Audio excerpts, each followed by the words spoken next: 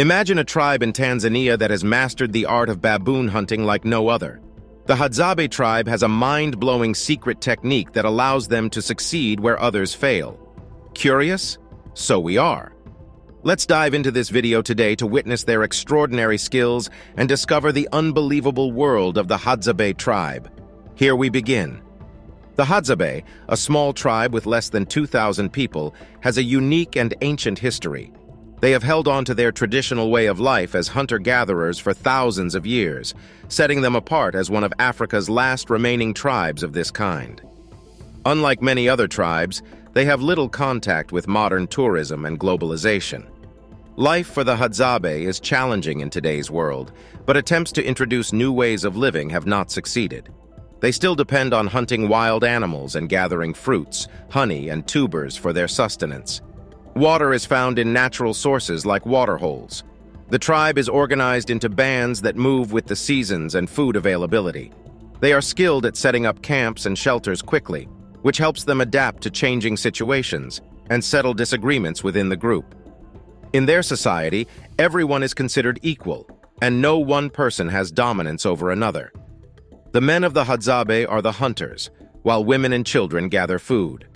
Their hunting techniques are clever and inventive, and they have special permission to hunt in the Serengeti, where they find most of their food. Living in caves near Lake Eyasi has protected them from diseases like HIV that spread through intertribal marriages. The Hadzabe language is characterized by distinctive clicks and is thought to have some connection to the Bushmen of the Kalahari Desert. However, despite their physical similarities, genetic testing has shown no direct genetic relation between the two groups. Hunting. The Hadzabe tribe has a unique way of life, relying on hunting and gathering for their food. The men in the tribe are skilled hunters and go out alone to bring back honey, fruits, and game animals. On the other hand, women work together in groups to gather berries, fruits, and tubers. During the wet season, their diet includes honey, fruit, tubers, and meat. In the dry season, they hunt animals near waterholes using bows and arrows, some of which are poisoned. They are resourceful and adapt their diet based on the season and available resources.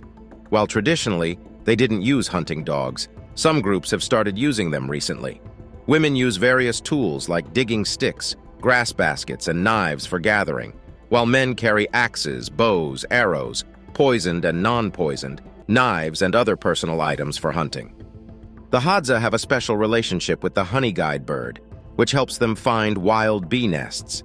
They attract the bird's attention, leading them to the honey. They use smoke and an axe to access the nest, taking most of the honey while allowing the bird to eat the beeswax. To maintain this bond, they sometimes hide or discard beeswax to keep the bird interested in guiding them. Apart from meat, tubers and fruits from baobab trees are essential parts of their diet, providing a lot of fiber. They consume around 100 to 150 grams of fiber per day. The Hadzabe people deeply cherish meat and consider it a vital part of their diet. They are skilled hunters and use traditional techniques passed down through generations. Armed with bows and arrows, they venture into the wild, utilizing their knowledge of animal behavior and the local ecosystem. Their hunting skills involve studying tracks, observing habitat preferences, and using their keen senses to track prey. This intimate understanding allows them to anticipate animal movements, increasing their chances of a successful hunt. When hunting, they prioritize clean kills, aiming for vital organs to ensure the animal's swift and humane demise. Once they have captured game animals, the Hadzabe hunters bring them back to the community. The process of dividing the meat is a collaborative effort, and they carefully preserve the hide for crafting clothing and other practical items, making sure nothing goes to waste.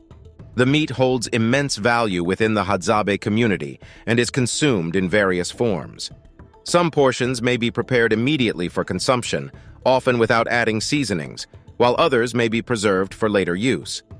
Their love for meat reflects their deep connection to their traditional way of life as skilled and resourceful hunter-gatherers. How do they hunt baboons? The Hadza people, an ancient tribe, have unique and fascinating hunting methods. Here are their strategies and how they prepare for their hunts.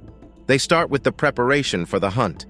The evening before the hunt, the Hadza start their preparation by locating the dwelling areas of the baboons. They spend the night nearby to be ready for an early start at dawn. Then they make tools for the hunt. As the sun rises and the baboons wake up, the hadza use bows and arrows to hunt. Their bows have a special construction, being very rigid and unable to be pulled back as far as European bows. The arrows they use are crafted with various designs and purposes. Some arrows have simple, sharpened wooden points for hunting small mammals, while others are fitted with metal arrowheads obtained from the Datoga, a neighboring group known for their blacksmithing skills. These metal arrowheads are primarily used for hunting baboons, which are the hadza's favored food. Certain arrows are even coated with poison for hunting larger prey like antelopes. Once injected into the animal, the poison takes effect within 15-20 minutes, allowing the hadza to track and field dress the animal, removing the poisoned part before consumption. One interesting arrow design the hadza use is crafted with sharpened shafts and attached corn cobs at the end. These unique arrows are effective for hunting birds and small mammals. Instead of piercing the target, they deliver a blunt blow, like a hammer, to deliver a pummeling impact.